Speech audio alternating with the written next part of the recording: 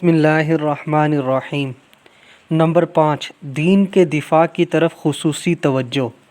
مولانا قاری محمد طیب رحمۃ اللہ علیہ فرماتے ہیں، دارالعلوم کی جماعت اپنے مسالک کی ہمہ گیری کی وجہ سے ہر فتنہ کی مدافعت کے لیے سینہ سپر رہی، خواہ وہ فتنہ نقل و روایت کی راہوں سے آیا یا اقلیت پسندی کی بنیاد سے اٹھا۔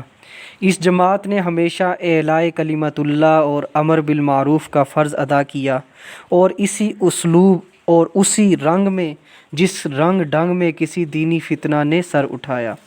ہندوستان پر انگریزوں نے تسلط جمانے کے بعد یہاں پر عیسائی مذہب کی تبلیغ کی کوششیں تیز کر دیں۔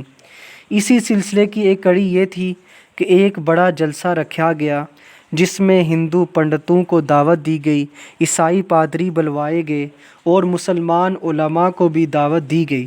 غرض یہ تھی کہ اگر جلسے میں اسلام پر اعتراض کر کے مسلمان علماء کو چپ کرا دیا گیا تو مسلمانوں کو ان کے دین سے ہٹانا آسان ہوگا۔ چنانچہ ان میں سے پہلا جلسہ میلہ خدا شناسی 1293 ہجری بمطابق 1867 عیسوی کو شاہجہان پور میں ہوا۔ پہلے میلہ خدا شناسی میں حضرت قاسم العلوم والخیرات حجت الاسلام مولانا محمد قاسم نانوتوی قدس سرہ نے جو تقریر فرمائی، اس کے بارے میں پادری اینک نے کہا، کیا پوچھتے ہو، ہم کو بہت سے اس قسم کے جلسوں میں شامل ہونے کا اتفاق ہوا اور بہت سے علماء اسلام سے اتفاق گفتگو ہوا،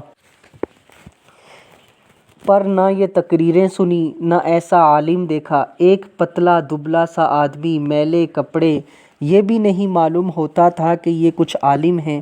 ہم جی میں کہتے تھے کہ یہ کیا بیان کریں گے، یہ تو ہم نہیں کہہ سکتے کہ وہ حق کہتے تھے، پر اگر تقریر پر ایمان لایا کرتے تو اس شخص کی تقریر پر ایمان لے آتے۔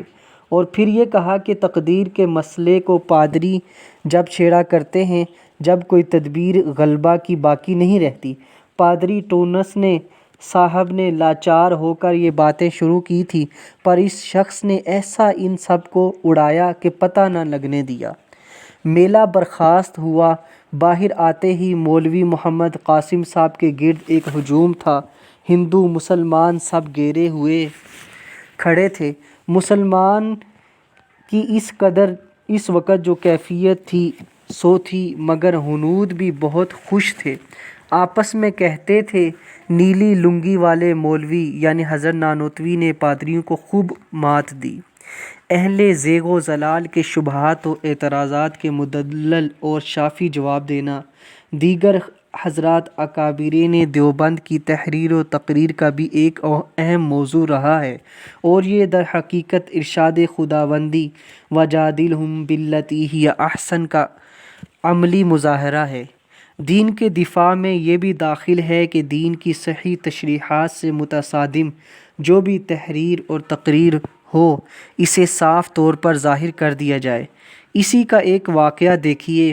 مولانا محمد میاں صدیقی لکھتے ہیں، سید صاحب یعنی مولانا سید سلیمان ندوی جب بھی لاہور تشریف لاتے، جامعہ اشرفیہ کے مہمان خانے میں ٹھہرتے، والد صاحب قبلہ یعنی مولانا محمد ادریس کاندھلوی کے ساتھ علمی گفتگو رہتی۔ علم کلام پر سید صاحب نے ایک کتاب لکھی، اس کا مسودہ لے کر آئے۔ کئی روز لاہور قیام رہا۔ مسودے کے اکثر حصے والد صاحب کو سنائے۔ والد صاحب نے اس کے بعض حصوں پر تنقید کی اور فرمایا کہ سید صاحب، آپ کی یہ تحریر مسلک اہل سنت والجماعت سے ہٹی ہوئی ہے۔ سید صاحب اس وقت خاموش رہے۔ 3-4 روز بعد کراچی جانے لگے تو والد صاحب اور مولانا خیر محمد جلندری سید صاحب کو رخصت کرنے سڑک تک آئے۔ ناچیز راکم بھی موجود تھا۔ سید صاحب نے جب گاڑی میں سوار ہونے لگے تو مسکرا کر فرمایا، میں نے علم کلام پر جو مسودہ مرتب کیا تھا، اب اسے چھپوانے کا ارادہ ملتوی کر دیا ہے، کچھ اللہ میاں کے ڈر سے اور کچھ مولوی ادریس کے ڈر سے۔ اور پھر واقعی سید صاحب نے وہ مسودہ طبع نہیں کروایا۔